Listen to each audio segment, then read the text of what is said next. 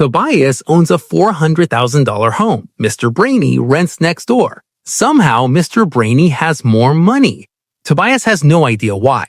Tobias is standing in his kitchen on a Sunday morning, holding a mug of coffee and scrolling through Zillow on his phone. His house just hit $412,000 in estimated value. He screenshots it, sends it to his dad. He bought this house 6 years ago, made every payment on time, put an extra $300 toward the principal every single month, replaced the roof last summer, $11,000 out of pocket. Tobias has done every single thing you're supposed to do when you own a home. This morning, before his second coffee, he opened a spreadsheet and actually ran the numbers. 6 years of mortgage payments, insurance, property taxes, the roof, the upgrades. He has poured over $90,000 into this house, and the cash he could actually use today, almost zero. And he has absolutely no idea how an asset worth $412,000 left him completely cash poor after 6 years of doing everything right.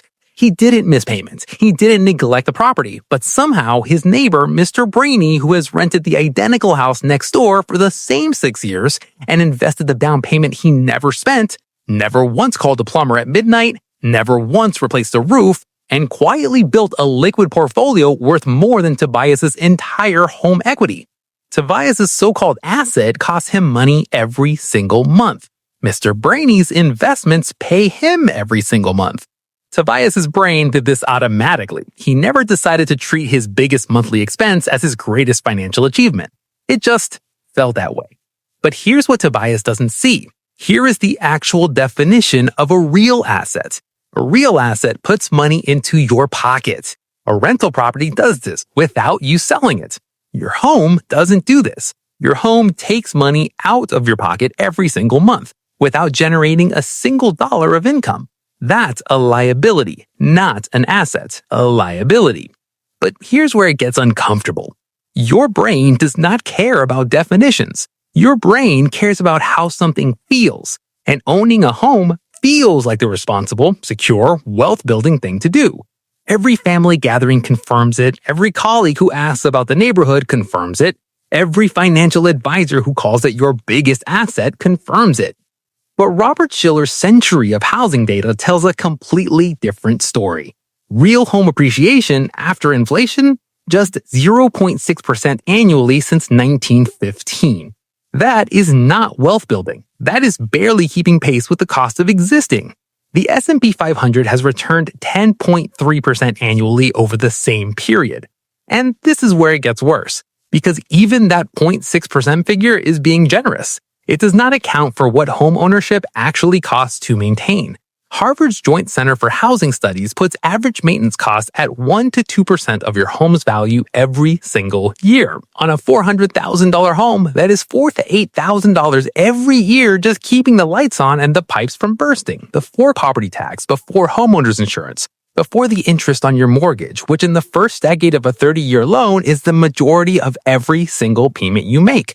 When you add these costs together, the real return on homeownership in most markets is negative. You are paying every month just to keep something you already own. Now consider what happens when Tobias eventually sells. He pays a 5 to 6% real estate agent commission. On a $400,000 home, that is $20,000 to $24,000 gone before he sees a dollar. The round trip cost of buying and selling a home is 8 to 10% of the purchase price. Meanwhile, Mr. Brainy paid zero transaction costs on his investment portfolio, zero agent commissions, zero closing costs, zero moving trucks. His wealth is liquid, accessible, paying him while he sleeps. Tobias's wealth is locked inside walls he cannot access without becoming a renter. First, the home feels like freedom. Then it becomes the reason you can't afford to leave your job. 3 years of payments later, Mr. Brainy's portfolio has compounded to 3 times his original investment. Tobias's equity has barely moved. Okay, here is what is actually happening. Here's the thing about Tobias. He's not stupid. He's not reckless. He's making a psychological mistake. And it's one the entire system is designed to help him make. He is confusing 2 completely different things. Having value means something is worth money if you sell it. Generating value means something pays you money without selling it. Having value and generating value, these are not the same thing. A diamond ring has value. A painting has value. Nobody calls either of them an asset. A primary home has value, but it costs money every month. generates no income, and cannot be partially liquidated in an emergency. This is what behavioral economists call the ownership illusion. The brain assigns asset status to anything it owns regardless of whether it generates income. Ownership feels like wealth, so the brain treats ownership as wealth. But Tobias's net worth on paper and Tobias's financial freedom in practice are two completely different numbers. The ownership illusion doesn't mean Tobias was foolish, it makes him normal.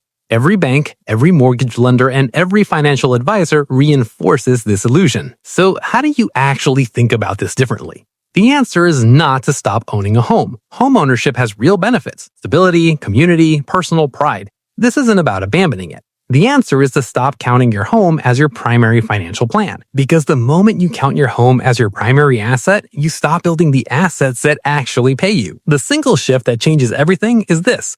Every month, when that mortgage statement lands in your inbox, instead of feeling the pride of building equity, ask yourself, what could I build that actually pays me using the same discipline I already applied to this payment, not instead of the mortgage payment, alongside it, using the extra $300 towards principal you are already making? Because a home that shelters your family while a portfolio generates your income is a completely different financial life than a home that is your entire financial plan. 6 months after Tobias makes this single mental shift, he still makes every mortgage payment on time. But he has opened a brokerage account and started investing that extra $300 every month instead of throwing it at the principal. And for the first time, his net worth is going in a form he can actually use. Remember Tobias on Sunday morning screenshotting his Zillow value and sending it to his dad? Same house, same mortgage, same Tobias. But now he knows the difference between a home that has value and a portfolio that generates it. Your home is not your asset. Your home is your home. Build something alongside it that actually pays you.